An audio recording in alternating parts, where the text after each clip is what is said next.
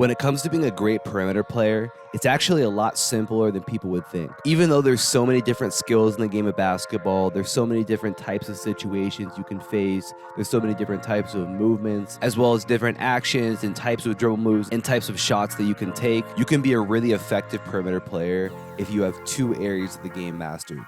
Let's talk about it.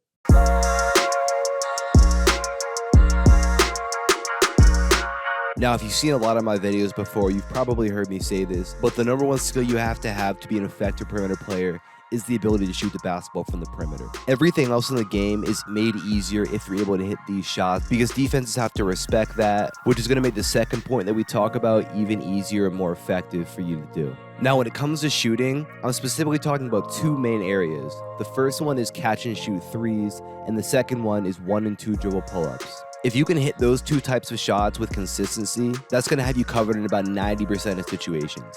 When you're open, you can hit that catch and shoot three. When that defender closes out to you and takes away that three, you can get by them and get to the mid-range for a pull-up, assuming you can't get the full weight of the basket or hit a shooter who's wide open. So you can think of that pull-up as the counter to your catch and shoot three. If you want to become a better shooter in these areas, I'll link some stuff above that will help you. The general point to understand, though, is that if you commit time to being consistent and trying to become a better shooter, you'll become a better shooter. And being able to put the ball in the basket is going to make everything else in the game of basketball so much easier for you. And the second point I want to make when it comes to being a great perimeter player is understanding 0.5 decisions. All that means is that you're able to make a decision within half a second of catching the ball. And that's either going to be shooting it, passing it, or driving, and that drive can include a jab or a shot fake as well. The best advantage that you have is right when you catch the basketball because that's when your defender is still closing out to you. So you can use that momentum against them to either be able to get past them, or if they're not able to close out quick enough, you have space for the shot. Generally, when you wait, the defender's able to get in better position, and therefore you lose that advantage that you would have had. Defenders are also most susceptible to a jab or a shot fake when you make it within that 0.5 seconds of catching the basketball because of that momentum that's moving towards you. If they do jump or shift on a jab, then they're going to be out of position and you're going to be able to have that advantage using that momentum against them. Being a great 0.5 decision player doesn't just make scoring easier for you, it creates easier scoring looks for your teammates as well, which makes you a very valuable addition to any team, which is why it's one of the most important skills for every perimeter player to have.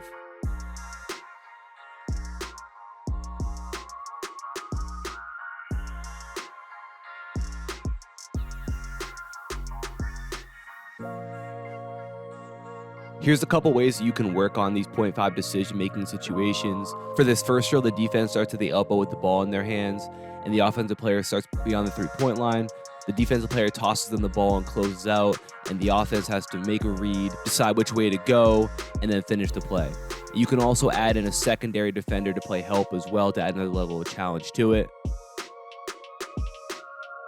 For this next drill, the defense will start at the elbow again, the offense will start at the three-point line, and they'll sort of slide out a little bit as I make this pass to them.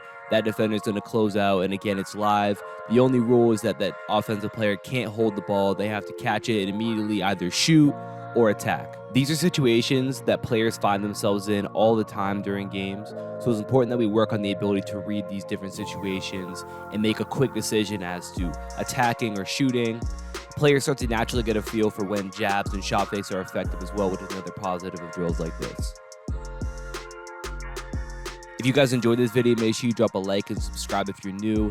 Click the top link in my description below to get my free Elite Perimeter Scorer workout. I'll talk to you guys soon. Peace.